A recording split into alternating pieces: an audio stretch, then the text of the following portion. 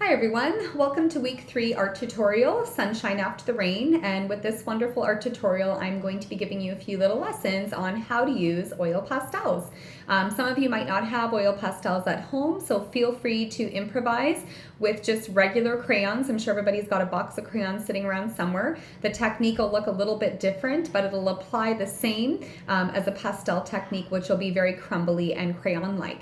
So this is the picture completed, just to kind of give you an idea, and I'm going to give you a few pointers right now on how to use pastel. So I'm just going to put my picture down.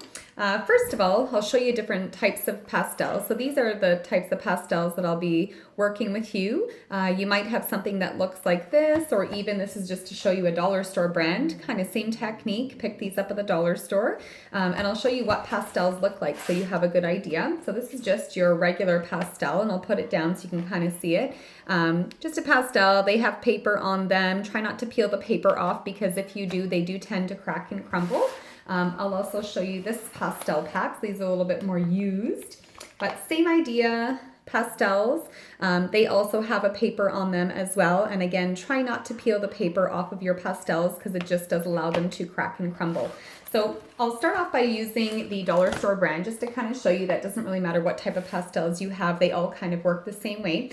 So first thing about pastel is that you always want to make sure it's nice and sharpened. So I'll show you a quick little technique on how to use pastels. If you ever find that your pastel is looking a little bit dull or flat, you can very easily sharpen your pastel just by taking it and actually rubbing it on your paper. And what will happen is it actually allows for when you do this nice and hard, but it kind of gives your pastel a nice clean edge again. And then what you can do is you can just actually wipe away any excess crumbles that are sitting on your pastel. So that's kind of a cool trick.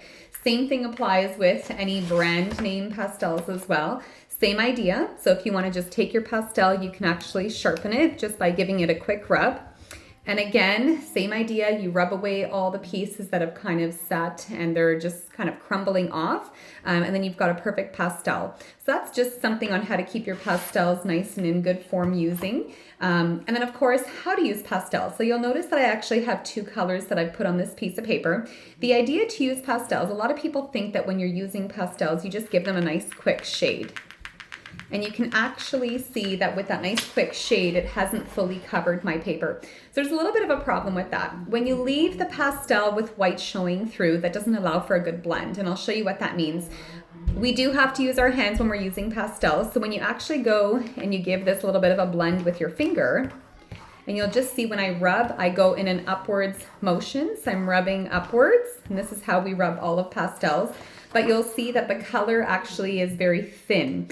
When you've got a darker color on your paper, what happens is when you rub your colors, the colors are much stronger. You can definitely see them much better. And then of course, when you've got two colors beside each other, what happens is you get a really good blend.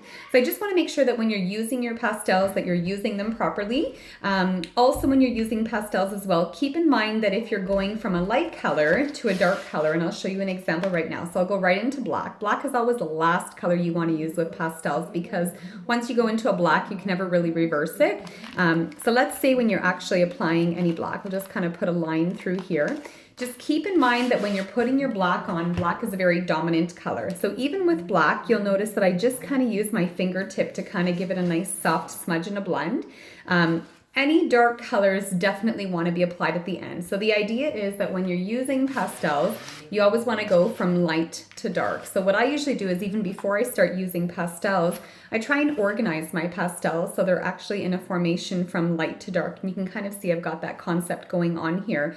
So hopefully these tips have helped you. It's just a few little tips that are very easy to follow, and hopefully will give you some guidance following through your picture. Have fun creating this week. See you next week.